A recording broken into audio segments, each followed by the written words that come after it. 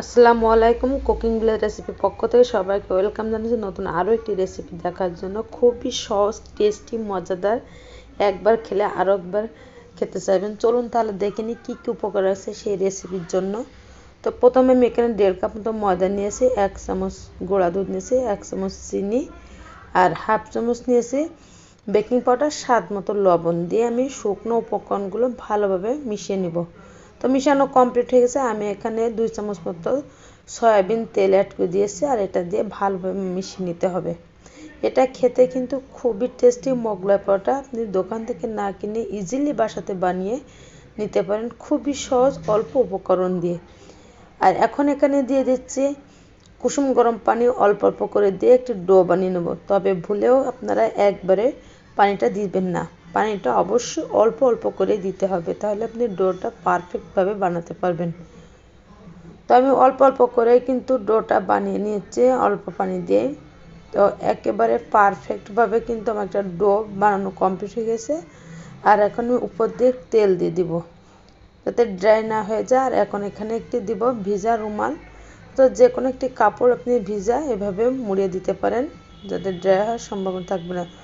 এখন আমি মোগলাই ভিতর যে পুরটা বানাই আমি সেটাই বানাবো। তো 15 মিনিট রেস্টে রেখে দিয়েছি ডোটা, আর সে পুরটা আমি এখন বানিয়ে নেবো। তো চুলায় আমি তেল দিয়েছি, দিয়ে এখানে পেঁয়াজ কুচি দিয়েছি, কাঁচামরিচ কুচি দিয়েছি, আর এখানে দিয়েছি পরিমাণ মতো হলুদের গুঁড়া, হাফ চামচ শুকনো মরিচের গুঁড়া, জিরা গুঁড়া হাফ চামচ, আর পরিমাণ মতো লবণ। আমি উপকরণ দিয়ে ভালো করে এই পেঁয়াজটা ভাজি করে নেবো। যেহেতু মোগলাই পরোটার ভিতরে কিন্তু পেঁয়াজ ভাজিটা দিলে বেশি টেস্টি হয়, খুব মজাও লাগে।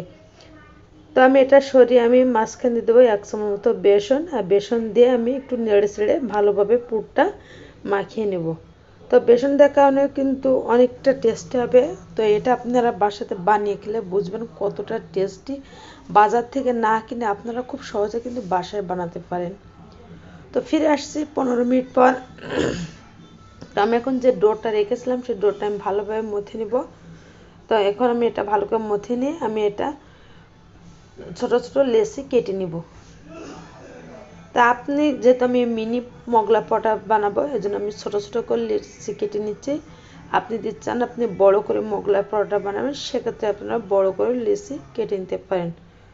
তা ছোটোভাবেও বানাতে পারেন, বড়োভাবে কোনো সমস্যা নেই, সেক্ষেত্রে লেচিটা ছোটো বড়ো করে নিতে হবে। তো আমি বাকিগুলো উঠিয়ে রেখেছি।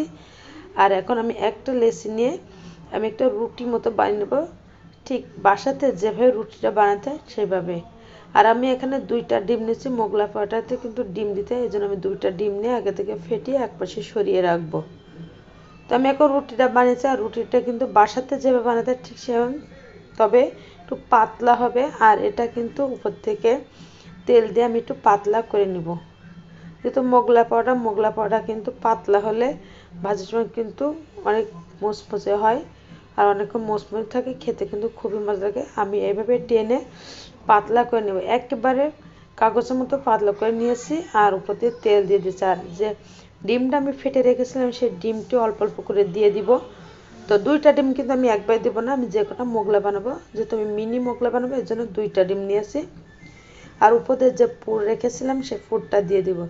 দিয়ে আমি প্রথমে এক সাইড ভাঁজ করে দিব, তার ওপর সাইডটা উপর দিয়ে ভাঁজ করে দিব, দিয়ে আমি 2 পাশে ভাঁজ করে দিয়ে আমি চুলায় প্যান বসিয়ে দিয়েছি।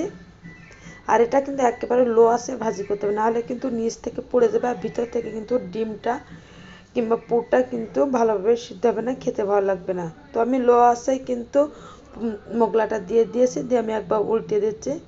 তো একেবারে লো আছে কিন্তু ভাজি করবেন, আপনারা কিন্তু হাইটে ভাজি করলে কিন্তু পুড়ে যাবে, ভিতর থেকে কিন্তু পুরোটাই কাঁচা থাকবে, সেটা কিন্তু খেতে ভালো লাগবে না। তো আমার সবগুলো বানানো কমপ্লিট হয়ে গেছে। এটা এত টেস্টি, যে বাসাতে বানিয়ে খেয়েছেন সে তো জানেন কত টেস্ট, আর যে বানিয়ে খান সে একবার হলেও চেষ্টা করে দেখবেন। আর আমার এই কুকিং ব্লেড রেসিপি সহজ সহজ রেসিপি যাতে বানিয়ে দিই, আপনারা খুব সহজে বাসাতেও বানিয়ে নিতে পারেন। এতক্ষণ আমার সাথে থাকার জন্য সবাইকে অসংখ্য ধন্যবাদ। সবাই ভালো থাকবেন। আবারও দেখা হবে অন্য আরও একটি নতুন রেসিপি নিয়ে। আল্লাহ হাফিজ।